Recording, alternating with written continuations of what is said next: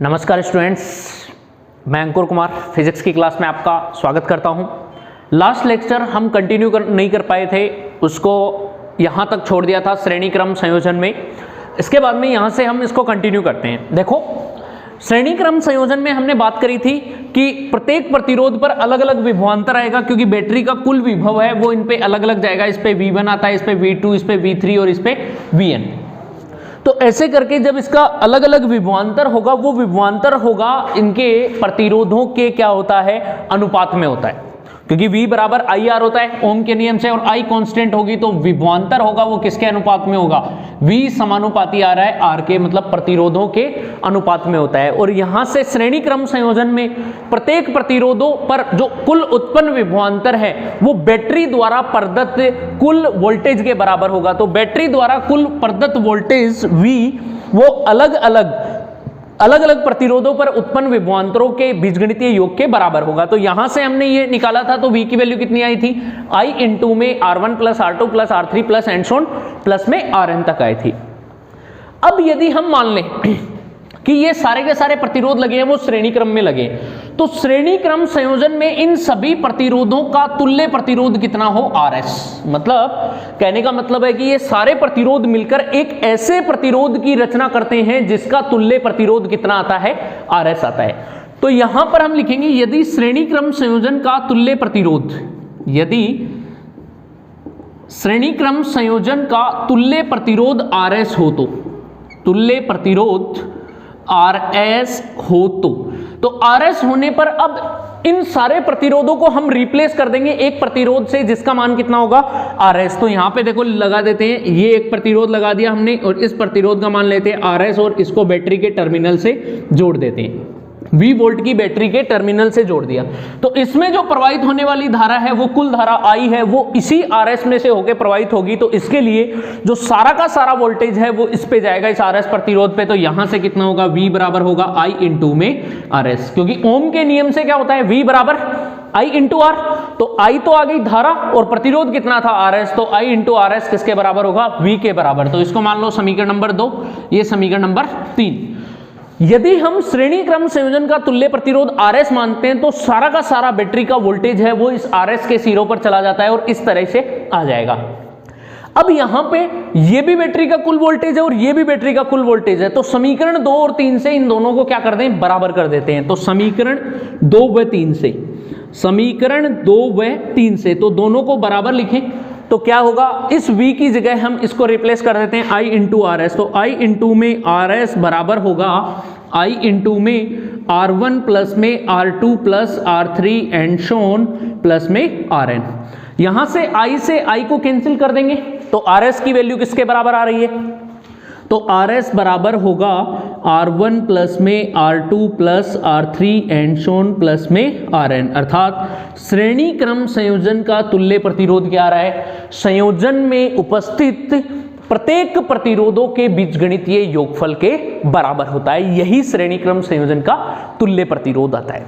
तो यहां से हमें क्या समझ में आ रहा है कि श्रेणी क्रम संयोजन का जो तुल्य प्रतिरोध आएगा प्रतिरोधों में, वो क्या होगा, प्रत्येक प्रतिरोधों का बीजगणितीय योग, सभी को जोड़ दो, श्रेणी क्रम संयोजन का तुल्य प्रतिरोध आ जाएगा। अब यहां पे कुछ पॉइंट्स लेते हैं, तो एक पॉइंट बनाते हैं यहां पर, पहला पॉइंट, कुछ पॉइंट्स लेते हैं, इंपॉर्टेंट पॉइंट्स। यदि मान लो संयोजन में कितने प्रतिरोध हो, n प्रतिरोध है, संयोजन में n प्रतिरोध है, तो n प्रतिरोधों का तुल्य प्रतिरोध आएगा वो सभी के बीजगणितीय योग के बराबर आ रहा है। अब हम मानते हैं कि सारे के सारे प्रतिरोध है वो समान मान के प्रतिरोध है। यदि किसी संयोजन में n प्रतिरोध n समान प्रतिरोध संयोजन में उपस्थित हैं, तो उसका तुल्य प्रतिरोध कितना होगा। जैसे मान लो, तो तुल्य प्रतिरोध निकालने के लिए यदि संयोजन में n समान प्रतिरोध, यदि संयोजन में n समान प्रतिरोध उपस्थित हो, n समान प्रतिरोध उपस्थित हो तो इस कंडीशन के लिए कितना हो जाएगा, तो देखो Rs की वैल्यू कितनी आएगी। अब n प्रतिरोध बाद की बात है, पहले मैं मान के चलता हूं कि कितने प्रतिरोध ले रहे हैं हम, 3 समान प्रतिरोध ले रहे हैं। यदि मान लो श्रेणी क्रम संयोजन में 3 प्रतिरोध है वो समान मान के हैं, तो 3 प्रतिरोध होने पर कितना होगा, R plus R plus R, कितना आया, R plus R plus R बराबर कितना आ रहा है, 3R। यदि 4 प्रतिरोध हो तो 4 प्रतिरोध होने पर कितना हो जाएगा, RS बराबर होगा R प्लस R, कितना हो जाएगा 4R। तो यहां से 3 प्रतिरोध होने पर 3R आ रहा है, 4 प्रतिरोध होने पर 4R आ रहा है, 5 होने पर 5R आएगा। तो इसी प्रकार n प्रतिरोध होने पर कितना आएगा, n गुना nR। तो यदि संयोजन में n प्रतिरोध हैं, n प्रतिरोध समान मान के हों, n प्रतिरोध समान उपस्थित हों, समान उपस्थित होने पर इसका जो संयोजन का जो तुल्य प्रतिरोध होगा RS, वो एकल प्रतिरोध का कितना गुना आएगा, n गुना, इस तरीके से। तो ये संयोजन का तुल्य प्रतिरोध आ रहा है। अब यहां पे कुछ पॉइंट्स लेते हैं कि मान लो श्रेणी क्रम संयोजन में n समान मान के जो प्रतिरोध उपस्थित हैं वो तो ठीक है। अगर मान लो सपोज करो श्रेणी क्रम संयोजन में हम ले लें कि संयोजन का जो तुल्य प्रतिरोध आ रहा है वो प्रतिरोध कैसे डिसाइड करें, ऑप्शनल क्वेश्चन आ जाए तो उसमें कैसे डिसाइड करें। मान लो सपोज करो एक क्वेश्चन है कि एक संयोजन में 3 प्रतिरोध है, R1 बराबर है 2 ओम का, R2 बराबर है 3 ओम का और R3 बराबर है 4 ओम का। ये 3 प्रतिरोध है संयोजन में। तो इन संयोजन में, और इनका संयोजन कौन सा हो रहा है, श्रेणी क्रम संयोजन। तो श्रेणी क्रम संयोजन का तुल्य प्रतिरोध कितना आएगा, तो प्रतिरोध आएगा RS बराबर 2 + 3 + 4, क्योंकि ये होता है R1 प्लस में R2 प्लस में R3, सबको जोड़ेंगे तो कितना आ रहा है 9 ओम। तो श्रेणी क्रम संयोजन का जो तुल्य प्रतिरोध होता है, तुल्य प्रतिरोध आ रहा है 9 ओम, और वो संयोजन में उपस्थित सबसे अधिक प्रतिरोध से भी ज्यादा होता है। मतलब इसमें संयोजन में सबसे अधिक प्रतिरोध कौन सा है, 4 ओम। तो 4 ओम से भी ज्यादा आ रहा है। तो यहां पे एक पॉइंट बन के आएगा। तो पॉइंट क्या बन के आएगा कि श्रेणी क्रम संयोजन का जो तुल्य प्रतिरोध होगा, संयोजन का तुल्य प्रतिरोध संयोजन में उपस्थित सबसे बड़े प्रतिरोध से भी बड़ा होता है। सबसे अधिक प्रतिरोध से भी ज्यादा होता है। यह होता है श्रेणी क्रम संयोजन का तुल्य प्रतिरोध। अगर आप ऑप्शन में डायरेक्ट टिक मारना चाहो तो इस कॉन्सेप्ट के थ्रू आप डायरेक्ट टिक मार सकते हो, श्रेणी क्रम संयोजन का तुल्य प्रतिरोध किस तरीके से हम फाइंड आउट करेंगे। तो ये था हमारा श्रेणी क्रम संयोजन। इसके बाद में हम आते हैं समांतर क्रम संयोजन पे। तो आई होप आपको अच्छे से समझ में आ गया होगा श्रेणी क्रम संयोजन, जो कि लास्ट क्लास में हम रोक दिए थे क्योंकि वॉइस डिस्टर्ब हो रही थी, हमारी वीडियो डिस्टर्बेंस ज़्यादा हो रहा था, तो इस कारण से वीडियो को पॉज किया था। आज की इस क्लास में हम उसी वीडियो को कंटिन्यू कर रहे हैं, तो इस लेक्चर को कंटिन्यू करके थोड़ा सा लंबा करेंगे। दोनों ही प्रकार के संयोजन हम इसमें डिस्कस करेंगे। तो श्रेणी क्रम संयोजन आपको अच्छे से समझ में आ गया किस तरीके से करना होता है और इसका फॉर्मूला क्या है, कैसे निकालते हैं। अब बात करते हैं हम समांतर क्रम संयोजन। दूसरे पे आते हैं कि प्रतिरोधों का जो समांतर क्रम संयोजन किया जाता है वो किस तरीके से किया जाता है और क्या उसमें कांस्टेंट रहेगा। तो समांतर क्रम संयोजन में मैंने आपको बताया था कि प्रत्येक प्रतिरोध का एक सिरा एक उभयनिष्ठ बिंदु से और जो दूसरा सिरा होगा वो दूसरे उभयनिष्ठ बिंदु से जुड़ा होता है, तभी वो समांतर क्रम संयोजन होगा। यदि सभी प्रतिरोधों का एक सिरा एक बिंदु से और दूसरा सिरा वो अलग अलग बिंदुओं से हो, तब उस संयोजन को हम समांतर क्रम संयोजन नहीं मान सकते, क्योंकि वो संयोजन हमारा डिस्टर्ब हो जाएगा, कॉम्बिनेशन वो खत्म हो जाएगा, ना तो उसमें श्रेणी बचेगी ना समांतर बचेगा, फिर वो डिसाइड देखना पड़ेगा हमें। तो ये चीज है यहाँ पे। अब समांतर क्रम संयोजन की तुल्य प्रतिरोध है वो कैसे निकालते हैं, तो उस पर बात करें तो मान लेते हैं कि हमारे पास n प्रतिरोध है जो कि समांतर क्रम में है। तो एक प्रतिरोध सारे उभयनिष्ठ बिंदु से जुड़ा हुआ है। एक प्रतिरोध ये है R1, इसका एक बिंदु A से, एक टर्मिनल A से जुड़ा हुआ है, दूसरा टर्मिनल B से। दूसरा प्रतिरोध लेते हैं, वो मान लेते हैं ये है R2 और उसका एक टर्मिनल A से जुड़ा हुआ है, दूसरा टर्मिनल उभयनिष्ठ बिंदु B से जुड़ा हुआ है। तीसरा प्रतिरोध मानते हैं यहाँ पे है R3 और R3 का एक सिरा A से और दूसरा B से। इसी प्रकार सपोज करो कितने प्रतिरोध जुड़े हुए हैं हमारे पास, n प्रतिरोध, और इसका प्रतिरोध कितना है Rn। सारे श्रेणी समांतर क्रम में जुड़े हुए हैं। समांतर क्रम मतलब जिनका एक बिंदु, एक सिरा एक उभयनिष्ठ बिंदु से और दूसरा सिरा दूसरे उभयनिष्ठ बिंदु से जुड़ा हो, तो ऐसा संयोजन समांतर क्रम संयोजन होगा। अब हमें इसका तुल्य प्रतिरोध निकालना है, तो इसके लिए हम इसके दोनों टर्मिनल को किससे कनेक्ट करेंगे, V वोल्ट की बैटरी से जोड़ देते हैं। तो A व B टर्मिनल को जब V वोल्ट की बैटरी से जोड़ दिया जाता है तो समांतर क्रम संयोजन में प्रत्येक प्रतिरोध के सिरों पर उत्पन्न विभवांतर वो कांस्टेंट हो जाता है। क्यों? क्योंकि ये V वोल्ट लगा है वो A व B के बीच में, तो R1 भी इनके बीच में जुड़ा है, तो इस पर भी वोल्टेज कितना आएगा, V वोल्टेज, इस पर भी वोल्टेज कितना आएगा, V वोल्टेज, इस पर भी वोल्टेज कितना आएगा, V वोल्टेज, और इस पर भी वोल्टेज कितना आएगा, V वोल्टेज। क्यों? क्योंकि समांतर क्रम संयोजन में वोल्टेज नियत होता है, जबकि श्रेणी क्रम संयोजन में क्या नियत होती है, धारा, विद्युत धारा।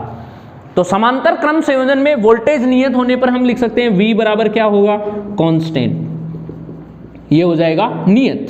ठीक है, अब यहां पर यहां से बैटरी से जो निकलने वाली धारा होगी वो कितनी होगी, I धारा। जब ये I धारा A सिरे पर पहुंचती है तो A सिरे से ये अलग अलग तार से जुड़े हुए हैं, तो अलग अलग तारों में I धारा है वो बट जाती है। कैसे बटेगी, मान लेते हैं कि इस तार में जो धारा जा रही है वो कितनी गई, I1, इस तार में जो धारा जा रही है वो I2, इस तार में जा रही है I3 और इस तार में जाएगी IN। ए टर्मिनल से तार अलग अलग होने के कारण प्रत्येक प्रतिरोध में प्रवाहित होने वाली धारा बढ़ जाती है और इन सभी धाराओं का बीजगणितीय योग बैटरी से निकलने वाली कुल धारा के बराबर होगा, क्योंकि ये यहाँ से अलग अलग मार्गों से होकर जाएगी फिर यहाँ पर पुनः मिल जाएंगी, और इससे प्रवाहित होने वाली धारा कितनी होगी, I होगी। तो I का मान, धारा का मान निकाले तो किससे निकालेंगे, तो ओम के नियम से प्रत्येक प्रतिरोध में उत्पन्न धारा, प्रत्येक प्रतिरोध में प्रवाहित धारा, और प्रवाहित धारा कितनी आएगी, पहले प्रतिरोध में ओम का नियम हमें पता कितना होता है, V बराबर IR, ये ओम का नियम होता है। यहां से हम धारा I निकाले तो I बराबर क्या हो जाएगा, V बटे R, क्योंकि R इधर गुणा में इस साइड आएगा, भाग में आ जाएगा, तो ये बन जाएगा V बटे R। तो यहां से पहले प्रतिरोध में धारा कितनी होगी, I1 बराबर होगी V बटे R1। दूसरे प्रतिरोध में धारा I2 बराबर कितनी होगी, V बटे R2। तीसरे प्रतिरोध में धारा कितनी होगी, I3 बराबर V बटे R3, और इसी प्रकार nवें प्रतिरोध में धारा कितनी होगी, तो nवें प्रतिरोध की धारा IN बराबर होगी V बटे RN। ये सभी की सभी प्रतिरोधों की जो धाराएं हैं वो हो जाएंगी यहाँ से। तो प्रत्येक प्रतिरोध में प्रवाहित होने वाली धारा अलग अलग, इनके वोल्टेज कांस्टेंट होगा तो इनके प्रतिरोधों के व्युत्क्रम के अनुपात में होती हैं। अब देखो इनका व्युत्क्रम निकालते हैं, तो धाराओं का मान निकालें तो I1 बटे I2 निकालेंगे तो कितना आएगा, I1 बटे I2 बराबर होगी V बटे R1 बटे में V बटे R2। तो ये V से V कट गया, कितना आ रहा है, I1 बटे I2 बराबर R2 चला जाएगा ऊपर और R1 आ जाएगा नीचे, प्रतिरोधों के व्युत्क्रम के अनुपात में आ रही है। तो हम ये कह सकते हैं कि प्रत्येक प्रतिरोध में जो प्रवाहित होने वाली धाराओं का जो अनुपात है वो इनके प्रतिरोधों के व्युत्क्रम के अनुपात में होता है। या फिर हम यहां से भी निकाल सकते हैं, यहां से देखो वोल्टेज सब में कांस्टेंट है, तो धारा है वो क्या हो गई, I धारा है वो प्रतिरोध के व्युत्क्रम के क्या है, समानुपाती, 1/R, क्योंकि V कांस्टेंट है और कांस्टेंट को जब अंदर लेते हैं तो कांस्टेंट को हटाने पर समानुपाती बन जाता है और समानुपाती को हटाने पर कांस्टेंट V आ जाएगा। तो यहां पर जो धारा है वो प्रतिरोध के व्युत्क्रमानुपाती होती है। तो प्रत्येक प्रतिरोध में प्रवाहित होने वाली धारा उनके प्रतिरोधों के व्युत्क्रम के अनुपात में होती है। क्लियर है? अब यहां पर हम एक पॉइंट बनाते हैं। एक पॉइंट क्या बनेगा कि प्रत्येक प्रतिरोध में जो बहने वाली धारा है, इन सभी धाराओं का कुल बीजगणितीय योग बैटरी द्वारा प्रदत्त धारा के बराबर होता है। तो बैटरी द्वारा प्रदत्त धारा, बैटरी द्वारा प्रदत्त विद्युत धारा कितनी होगी, तो I बराबर हो जाएगी I1 प्लस में I2 प्लस में I3 प्लस में और कितनी जाएगी IN तक, एंड सॉन IN। अब यहां से I1 I2 I3 and sworn IN के मान समीकरण 1 से रख दें तो ये वैल्यू कितनी आएगी, यहां से ये वैल्यू आ जाएगी I is equals to V बटे R1 प्लस में V बटे R2 प्लस में V बटे R3 प्लस में एंड सॉन ये कहां तक जाएगी, प्लस में V बटे RN। अब यहां पे हम क्या कॉमन ले लेते हैं, वोल्टेज को कॉमन ले ले, V को, तो V को कॉमन बनाएंगे तो क्या हो जाएगा, I is equals to V into में 1/R1 प्लस में 1/R2 प्लस में 1/R3 plus and sworn plus में 1/RN। ये यहां से क्या हो जाएगा, इसके सभी प्रतिरोधों के व्युत्क्रम के बीजगणितीय योग के बराबर हो जाएगा। ये समीकरण बनना है, इस समीकरण को मान लेते हैं समीकरण नंबर 2। क्लियर है? अब मान लेते हैं कि ये जो समांतर क्रम संयोजन है प्रतिरोधों का, ये सारे के सारे प्रतिरोध मिलकर एक प्रतिरोध बनाते हैं और जिसका समांतर क्रम संयोजन का तुल्य प्रतिरोध कितना है? RP, R4 parallel combination, resistance of parallel combination RP. तो यहां से इन सभी प्रतिरोधों को हटाकर एक प्रतिरोध लगा दे जिसका मान कितना मान लेते हैं हम? आरपी मान लेते हैं। यदि यहां पे हम पॉइंट बनाते हैं, यदि समांतर क्रम संयोजन का तुल्य प्रतिरोध, समांतर क्रम संयोजन का तुल्य प्रतिरोध आरपी हो तो, तुल्य प्रतिरोध क्या हो? आरपी हो तो आरपी वाली कंडीशन में यहां पर इन सबको हटाकर हम एक ही प्रतिरोध लगा देते हैं और एक ही प्रतिरोध मान लेते हैं कितना है? आरपी, और बैटरी को इससे कनेक्ट करते हैं तो बैटरी से जो प्रवाहित होने वाली जो धारा होगी वो केवल और केवल इसी प्रतिरोध से होकर प्रवाहित होगी। तो इस प्रतिरोध के सिरों में प्रवाहित होने वाली धारा कितनी आएगी? I बराबर होगी V वोल्टेज बटे में आरपी, ओम के नियम से, क्योंकि ओम के नियम से हमें पता है कि धारा का फॉर्मूला यही होता है, I बराबर क्या होता है? V बटे R। तो आरपी प्रतिरोध में V वोल्टेज के कारण I धारा प्रवाहित होगी, ये आ जाएगी। इसको मान लेंगे समीकरण नंबर 3।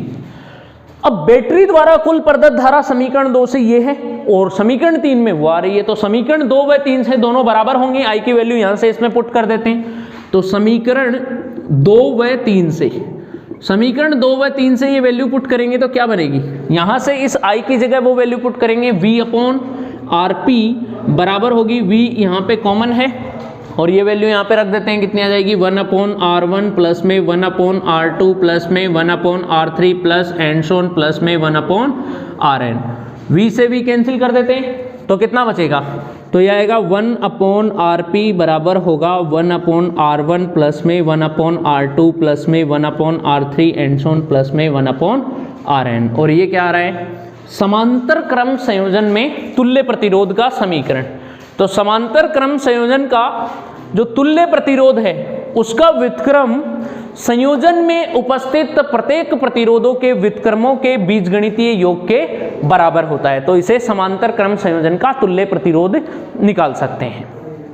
समांतर क्रम संयोजन के तुल्य प्रतिरोध में बात कर रहे थे, तो समांतर क्रम संयोजन के तुल्य प्रतिरोध का व्युत्क्रम 1 अपॉन आरपी संयोजन में उपस्थित प्रत्येक प्रतिरोधों के व्युत्क्रमों के बीजगणितीय योग के बराबर होता है। तो प्रत्येक प्रतिरोध का व्युत्क्रम ले तो पहले प्रतिरोध का व्युत्क्रम क्या होगा? 1 अपॉन R1 प्लस में दूसरे का व्युत्क्रम होगा 1 अपॉन R2 प्लस में तीसरे को होगा 1 अपॉन R3 और सारे के सारे आएंगे तो 1 अपॉन Rn तक। ये होता है समांतर क्रम संयोजन का तुल्य प्रतिरोध।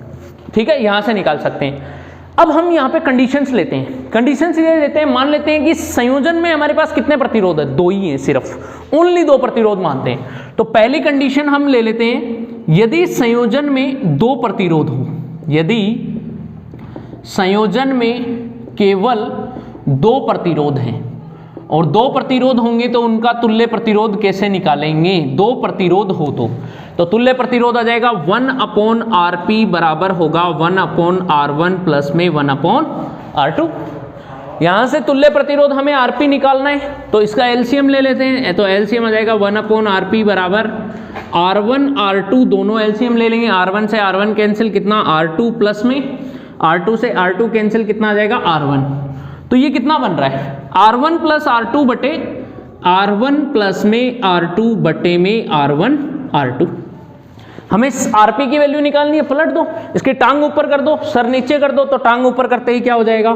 आरपी बराबर होगा R1 R2 बटे में R1 प्लस में R2 और ये होता है समांतर क्रम संयोजन का तुल्य प्रतिरोध। अगर यहां पे डायरेक्ट फॉर्मूला लो आप, तो डायरेक्ट फॉर्मूला कैसे निकालते हैं? ये क्या है? दोनों प्रतिरोधों का गुणा और दोनों प्रतिरोधों का यहां पे क्या हो रहा है? योग। तो गुणा बटे में योग, यही यहां से निकाल सकते हैं कि आपको 2 प्रतिरोध दे रखे हैं और दोनों समांतर क्रम में दे रखे हैं, तो दोनों का आप क्या करो? ऊपर गुणा कर दो, बट्टे में नीचे दोनों का योग कर दो, डायरेक्ट आ जाएगा समांतर क्रम संयोजन का तुल्य प्रतिरोध। तो यहां से भी निकाल सकते हैं। अब मान लो सपोज करो संयोजन में 3 प्रतिरोध है और तब उनका समांतर क्रम संयोजन हो, तो तुल्य प्रतिरोध कैसे निकालेंगे? तो कंडीशन ले लो सेकंड, यदि संयोजन में, यदि संयोजन में 3 प्रतिरोध हों, 3 प्रतिरोध हो तो इस कंडीशन में तुल्य प्रतिरोध क्या होगा? तो इस कंडीशन में तुल्य प्रतिरोध होगा 1/Rp बराबर होगा 1/R1 प्लस में 1/R2 प्लस में 1/R3। इस कंडीशन में तीनों का एलसीएम लोगे तो तीनों का एलसीएम बनेगा 1/Rp बराबर होगा, एलसीएम आ जाएगा R1 R2 R3। R1 से R1 कैंसिल, कितना बचेगा? R2 इंटू में R3 प्लस में, R2 से R2 कैंसिल तो R1 इंटू में R3 प्लस में, R3 से R3 कैंसिल, कितना आ जाएगा? R1 इंटू में R2। यहाँ पे ये आ रहा है। अब क्या करें? वही टांग ऊपर सर नीचे, तो Rp की वैल्यू कितनी आएगी? तो Rp बराबर आएगा तीनों का गुणा R1 R2 R3 बटे में और 2 का योगफल। तो 2 के योगफल में क्या आएगा? पहले R1 R2 का कर दो गुणा, प्लस में फिर R1 का R3 से ले लो और प्लस में फिर R2 का R3 से ले लो, ये आ जाएगा। तो ये आ रहा है संयोजन का तुल्य प्रतिरोध। तो इस तरीके से हम क्या निकाल सकते हैं? समांतर क्रम संयोजन में 3 प्रतिरोध होने पर भी तुल्य प्रतिरोध। सिंपली कैसे याद करते हैं? देखो वही है, गुणा बटे योग, तीनों का गुणा कर दो। अब यहां पे योग करना है तो योग कैसे करना है? 3 में 2 का, तो पहले का दूसरे से गुणा करके, पहले का तीसरे से गुणा करके, अब दूसरे का तीसरे से गुणा करके योग कर दो, यहां से तुल्य प्रतिरोध आ जाएगा। अब इसी में कुछ पॉइंट्स बना लेते हैं। एक पॉइंट ये ले लें, पॉइंट ये ले लें कि यदि संयोजन में समान मान के प्रतिरोध हैं, यदि समांतर क्रम संयोजन में समान प्रतिरोध उपस्थित हों, संयोजन में समान प्रतिरोध, समान मान के प्रतिरोध उपस्थित है तो कितने होंगे? तो मैं यहां पे कंडीशन लेता हूं, स्टार्ट करता हूं। मान लो 3 प्रतिरोध है वो समान है और तीनों संयोजन में है, तो तीनों के लिए कितना हो जाएगा? 3 प्रतिरोध के लिए 1/Rp बराबर 1/R plus 1/R plus 1/R। Clear है? ऐसे ही लिखेंगे समांतर क्रम संयोजन का। अब एलसीएम लेते हैं तो एलसीएम कितना आएगा? एलसीएम आ गया R, ऊपर क्या आएगा? 1 + 1 + 1, 1 + 1 + 1 3 बार, तो कितना हो गया? 1/Rp बराबर आ रहा है 3/R। तो यहां से अगर आप Rp की वैल्यू निकालो, पलट कर लिखो तो कितना आ रहा है? R/3। ये आ रहा है तुल्य प्रतिरोध। कब? जब 3 समान मान के प्रतिरोध हो। अगर 4 हो तो यहां पे कितना आ जाएगा? 4 आ जाएगा। 4 होने पर आ जाएगा Rp बराबर R/4। 5 होंगे तो 5 आ जाएगा, अपॉन में 6 होंगे तो 6 आ जाएगा। तो इसी प्रकार मैं समझाने जा रहा हूं कि यदि n समान प्रतिरोध समांतर क्रम में उपस्थित हो तो तुल्य प्रतिरोध क्या आएगा? n समान प्रतिरोध समांतर क्रम में होने पर, समांतर क्रम में होने पर तो तुल्य प्रतिरोध कितना आ जाएगा? n समांतर क्रम में होने पर Rp बराबर आएगा R/n। अगर 4 होंगे तो 4 का भाग लगता है, 5 होंगे तो 5 का लगता है, 6 होंगे तो 6 का लगता है। तो उसी प्रकार n प्रतिरोध होने पर n का भाग लग जाएगा। तो हम ये कह सकते हैं कि एकल प्रतिरोध का कितना गुना? 1/n गुना। तो ये होता है समांतर क्रम संयोजन का तुल्य प्रतिरोध। अब समांतर क्रम संयोजन में जो तुल्य प्रतिरोध निकाला जाता है, वो जो प्रतिरोध आता है वो सबसे छोटे प्रतिरोध से भी कम होता है, जबकि श्रेणी क्रम में सबसे बड़े प्रतिरोध से क्या होता है? ज्यादा। करके देख लेते हैं। वही क्वेश्चन ले लेते हैं। क्वेश्चन मान लो 2 ओम, 3 ओम और 4 ओम के 3 प्रतिरोध समांतर क्रम में, और समांतर क्रम में इनका तुल्य प्रतिरोध निकालें तो कितना आएगा? तो 1/Rp बराबर होगा 1/2 प्लस में 1/3 प्लस में 1/4। एलसीएम कितना आ जाएगा? 12। तो 1/Rp बराबर होगा 12 एलसीएम। 2 से ये कैंसिल 6, 3 से ये कैंसिल 4, 4 से ये कैंसिल 3, तो कितना आ रहा है? 6 + 4 10, 10 + 3 13। तो 1/Rp बराबर आ रहा है 13/12। पलट कर लिखेंगे तो Rp बराबर कितना आ रहा है? 12/13 ओम। क्या ये 1 से भी छोटा है?